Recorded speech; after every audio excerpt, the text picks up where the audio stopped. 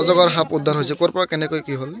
তাৰমানে আমি আলুপতি ফকীৰপাৰা বাজাৰৰ পৰা আহি আছোঁ, আহি কেনে ৰাস্তাত খোজকাঢ়ি আহি আছোঁ, মানে মানুহে চিঞৰ বাখৰ কৰি আছে যে সাপ ওলাইছে সাপ ওলাইছে। মানে আহি দেখিলোঁ যে সাপটো অলপ ডাঙৰ দীঘল, কিন্তু জালত কিমান ফুট হ'ব? 8 ফুটমান হ'ব, কিন্তু জালত ফচি আছে। ইতিমধ্যে আমাৰ দাদাই আলুপতি আৰক্ষী থানাত ফোন কৰি জনাইছে, আৰক্ষী পুলিচ আহি আছে। আমি মানে আলুপতি ফকীৰপাৰা বজাৰৰ পৰা আমি ঘৰত যাই আছোঁ, মোটামুটি 4-5জনমান ৰাস্তাৰ সিফালৰ পৰা সিফালে যাই আছে, যাই কিনে মানে জালত লটকি আছে।